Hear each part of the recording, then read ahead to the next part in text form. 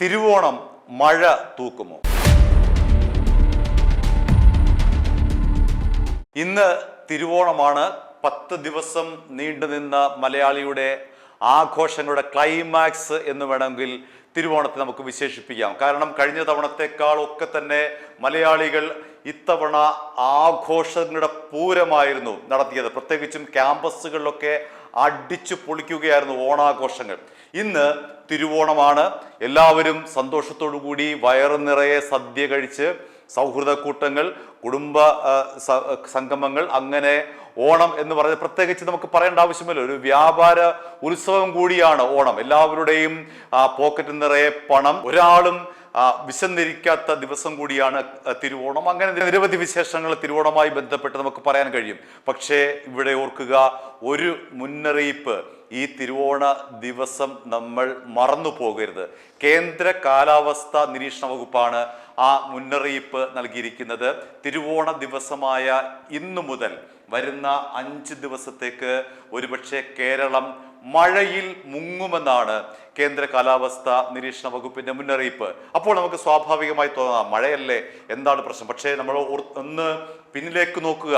2018 മുതലുള്ള നമ്മുടെ ചരിത്രം വലിയ ഭീതിജനകമായിട്ടുള്ള ചരിത്രമാണ്. പ്രളയത്തിന്റെ തുടർച്ച, 100 കണക്കിന് ജീവൻ നഷ്ടപ്പെടുന്നു. ചെറിയ മഴയെപ്പോലും വലിയ ആഘാതങ്ങൾ ഉണ്ടാക്കുന്ന ഒരു പ്രദേശമായി കേരളം മാറിക്കഴിഞ്ഞിരിക്കുന്നു. അതുകൊണ്ട് തന്നെ കേന്ദ്ര കാലാവസ്ഥാ നിരീക്ഷണ വകുപ്പിന്റെ ഈ മഴ മുന്നറിയിപ്പ് ഓരോ മലയാളിയും ഗൗരവത്തിൽ എടുക്കേണ്ടതുണ്ട്. ആഘോഷങ്ങളൊക്കെ നടക്കട്ടെ, പക്ഷേ ഈ ആഘോഷത്തിന്റെ ഇടയിലും ഈ മഴ മുന്നറിയിപ്പ് കാണാതെ പോകരുത്. നമുക്കറിയാമല്ലോ, ഉള്ളതിൽ ഓറഞ്ച് അലർട്ടാണ് താരതമ്യേന വലിയ അലർട്ട് എന്ന് പറയുന്നത്. അങ്ങനെ ഓറഞ്ച് അലർട്ട് ഇടുക്കി, എറണാകുളം, കോഴിക്കോട്, വയനാട്, കണ്ണൂർ, കാസർഗോഡ് എന്നീ ജില്ലകളിലാണ് ഇന്ന് തിരുവോണ ദിവസം കേന്ദ്ര കാലാവസ്ഥാ വകുപ്പ് പ്രഖ്യാപിച്ചിരിക്കുന്നത്. അതായത് ഈ ജില്ലകളിൽ 115.6 മില്ലിമീറ്റർ മുതൽ 204.6 മില്ലിമീറ്റർ വരെ മഴ ലഭിക്കാനുള്ള സാധ്യതയാണ് കേന്ദ്ര കാലാവസ്ഥാ നിരീക്ഷണ വകുപ്പ് പ്രവചിക്കുന്നത്. അതുകൊണ്ട് ഈ ജില്ലകളിലുള്ളവർ പ്രത്യേക ജാഗ്രത പാലിക്കേണ്ടതുണ്ട്. ഈ കൂട്ടത്തിൽ വയനാട് ഉൾപ്പെടുന്നു എന്ന് പറയുമ്പോഴാണ് നമുക്ക് ഉള്ളിലൊരു ആളൽ ഉണ്ടാകുന്നത്. കാരണം ചെറിയ മഴ പോലും വലിയ ആഘാതം സൃഷ്ടിക്കുന്ന ജില്ലയാണ് വയനാട്. അതുകൊണ്ട് വയനാട് ഇന്ന് ഓറഞ്ച് അലർട്ട് ബാധിത ജില്ലയാണ് എന്ന് പ്രത്യേകം നമ്മൾ ഓർക്കേണ്ടതുണ്ട്. അടുത്തത് യെല്ലോ അലർട്ടാണ്. യെല്ലോ അലർട്ട് പ്രഖ്യാപിച്ചിരിക്കുന്നത് പത്തനംതിട്ട, കോട്ടയം, ഇടുക്കി, എറണാകുളം എന്നീ ജില്ലകളിലാണ് കേന്ദ്ര കാലാവസ്ഥാ വകുപ്പ് യെല്ലോ അലർട്ട് പ്രഖ്യാപിച്ചിരിക്കുന്നത്. ഇവിടെ 64.5 മില്ലിമീറ്റർ മുതൽ 115.5 മില്ലിമീറ്റർ വരെയാണ് മഴയ്ക്ക് സാധ്യത. അത്രയും തോതിലെ മഴ അവിടെ ലഭിക്കുമെന്നാണ് പ്രവചനം. ഇനി മറ്റ് ചില മുന്നറിയിപ്പുകൾ കൂടി കാലാവസ്ഥാ നിരീക്ഷണ വകുപ്പ് പ്രത്യേകിച്ച് എടുത്തു പറയുന്നുണ്ട്, കേരളത്തോട് പ്രത്യേകിച്ച് പറയുന്നുണ്ട്. കാരണം ഒരു ചെറിയ മഴ പെയ്താൽ പോലും നേരത്തെ പറഞ്ഞതുപോലെ വലിയ ആഘാതം സൃഷ്ടിക്കുന്ന ഒരു വർത്തമാന കാലത്തിലാണ് നമ്മൾ ജീവിക്കുന്നത്. അതുകൊണ്ട് തന്നെ കേരളവുമായി ബന്ധപ്പെട്ട ഓരോ ചെറിയ കാലാവസ്ഥാ മുന്നറിയിപ്പുകളെയും നമ്മൾ അതീവ ജാഗ്രതയോടുകൂടി കാണേണ്ടതുണ്ട്. അപ്പോൾ ഈ മഴയ്ക്ക് പുറമെ എന്തെല്ലാമാണ് കേന്ദ്ര കാലാവസ്ഥാ നിരീക്ഷണ വകുപ്പ് ഈ തിരുവോണ നാളിൽ കേരളീയരോട് പറയുന്നത് എന്ന് ചോദിച്ചു കഴിഞ്ഞാൽ, ഉരുൾപൊട്ടൽ ഉണ്ടാകാനുള്ള സാധ്യത, മണ്ണിടിച്ചിൽ ഉണ്ടാകാനുള്ള സാധ്യത, മഴവെള്ളപ്പാച്ചിൽ ഉണ്ടാകാനുള്ള സാധ്യത, ഇത്രയും സാധ്യതയുള്ള പ്രദേശങ്ങളിൽ നിന്നും ജനങ്ങൾ കൃത്യമായി തന്നെ ജാഗ്രത പാലിച്ചുകൊണ്ട് വേണ്ടി വന്നാൽ അവിടെ നിന്ന് മാറി താമസിക്കേണ്ടതാണ്. അധികൃതരുടെ ഓരോ നിർദ്ദേശവും അതേപടി അനുസരിക്കേണ്ടതാണ്. ഇനി അധികൃതർ നിർദ്ദേശങ്ങൾ നൽകിയില്ല എന്ന് കരുതുക, അപ്പോൾ അവിടെ ഇത്തരം സാധ്യതയുള്ളവർ, അപകട സാധ്യതയുള്ളവർ എന്തെങ്കിലും തരത്തിലുള്ള അസ്വാഭാവികത കണ്ടാൽ, മണ്ണിടിച്ചിൽ കണ്ടാലോ, അല്ലെങ്കിൽ സമീപത്തുള്ള നദികളിൽ അല്പം വെള്ളം ഉയർന്നാലോ, സമീപത്തുള്ള കുളത്തിൽ മഴ മൂലം വെള്ളം ഉയർന്നാലോ, അങ്ങോട്ട് ഫയർഫോഴ്സിനെ, പോലീസിനെ, തദ്ദേശ വകുപ്പിനെ, റവന്യൂ വകുപ്പിനെ, ഇവിടെയുള്ള ജനങ്ങൾ അങ്ങോട്ട് ഈ വിവരം അറിയിക്കണമെന്നാണ് കേന്ദ്ര കാലാവസ്ഥാ നിരീക്ഷണ വകുപ്പ് പറഞ്ഞിട്ടുള്ള പ്രധാനപ്പെട്ട മറ്റൊരു പ്രധാന കാര്യം. ഇനി അടുത്തതായി ശക്തമായ കാറ്റുണ്ടാകാനുള്ള സാധ്യത ഇന്നുണ്ട്. തിരുവോണ ദിവസമായ ഇന്ന് പ്രത്യേകിച്ചും കടലോര മേഖലയിലാണ് ഈ കാറ്റ് ഉണ്ടാകാനുള്ള സാധ്യതയുള്ളത്. അതുകൊണ്ട് അടച്ചുറപ്പില്ലാത്ത വീട്ടിൽ കഴിയുന്നവർ പ്രത്യേകം ശ്രദ്ധിക്കുക. കാറ്റുണ്ടാകാനുള്ള സാധ്യതയുണ്ട്.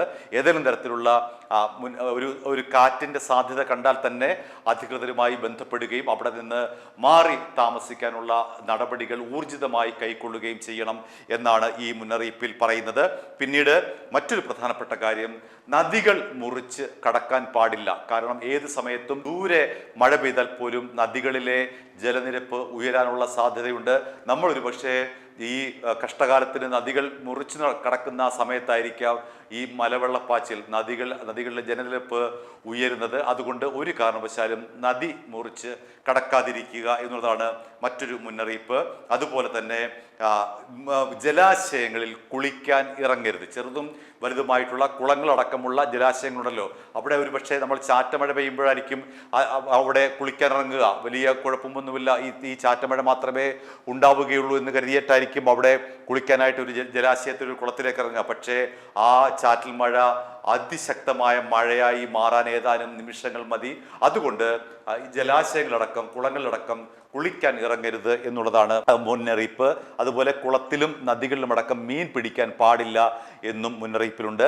മറ്റൊരു മുന്നറിയിപ്പ്, മേൽപ്പാലത്തിൽ നിന്നുകൊണ്ട് സെൽഫി എടുക്കാൻ പാടില്ല. കാരണം മേൽപ്പാലം എന്ന് പറയുന്നത് നമുക്കറിയാമല്ലോ, നാട്ടിൻ പുറങ്ങളിൽ പോലും ചെറിയ ജലാശയങ്ങൾക്ക് മുകളിൽ ഇപ്പോൾ പാലങ്ങളൊക്കെ വന്നു കഴിഞ്ഞു. അതുകൊണ്ട് പാലത്തിൽ നിൽക്കുന്ന ആ നടപടി, അവിടെ നിന്ന് സെൽഫി എടുക്കുക, അവിടെ കൂട്ടം കൂടി നിന്ന് വർത്തമാനം പറയുക, സന്തോഷം പങ്കിടുക, അത്തരം പരിപാടികൾ മേൽപ്പാലത്തിൽ ഒരു കാരണവശാലും അരുത് എന്നാണ് പറയുന്നത്. പിന്നീട് ചെറുതും വലുതുമായിട്ടുള്ള നിരവധി വെള്ളച്ചാട്ടങ്ങൾ കേരളത്തിനും അകത്തും അതുപോലെ തന്നെ കേരളത്തിൻ്റെ അതിർത്തി തമിഴ്നാടിനോട് ചേർന്നുള്ള അതിർത്തി മേഖലയിലും നിരവധി നൂറുകണക്കിന് വെള്ളച്ചാട്ടങ്ങൾ, അതിരപ്പള്ളി അടക്കം നിരവധി വെള്ളച്ചാട്ടങ്ങൾ. ഒരു കാരണവശാലും വെള്ളച്ചാട്ടങ്ങളിൽ ഇന്ന് തിരുവോണ ദിവസമായി ഇന്ന് പോകാൻ പാടില്ല.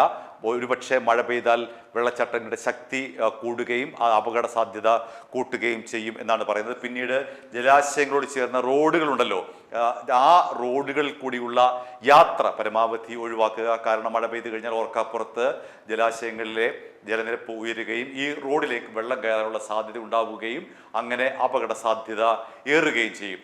എന്തു തന്നെയായാലും ഇന്ന് നല്ലൊരു ദിവസമാണ്. കേന്ദ്ര കാലാവസ്ഥാ വകുപ്പിൻ്റെ ഈ പ്രവചനങ്ങൾ സംഭവിക്കാതിരിക്കട്ടെ. കാരണം നമുക്കറിയാവുന്നതുപോലെ തന്നെ ഒരു ചെറിയ മഴ പോലും വലിയ ആഘാതം സൃഷ്ടിക്കുന്ന ഒരു ഭൂപ്രദേശമാണ് കേരളം. അതുകൊണ്ട് ഇന്ന് തെളിഞ്ഞ കാലാവസ്ഥയാകാൻ എല്ലാവരും തന്നെ പ്രതീക്ഷിക്കുക. നല്ലൊരു തിരുവോണം ഇന്ന് ഉണ്ടാകട്ടെ എന്ന് നമുക്ക് എല്ലാവർക്കും പ്രതീക്ഷിക്കാം. മഴ മാറി നിൽക്കുന്ന തെളിഞ്ഞ കാലാവസ്ഥയുള്ള നല്ല തെളിഞ്ഞ ഒരു സന്തോഷകരമായിട്ടുള്ള ഒരു തിരുവോണമാകട്ടെ ഇന്നത്തേത് എന്ന് നമുക്കെല്ലാവർക്കും പ്രതീക്ഷിക്കാം. i2i News, an eye for truth. i2i News subscribe ചെയ്തിട്ടില്ലാത്തവർ ഇപ്പോൾ തന്നെ സബ്സ്ക്രൈബ് ചെയ്യുക. നോട്ടിഫിക്കേഷൻ ലഭിക്കുവാൻ ബെൽ ബട്ടണും അമർത്തുക.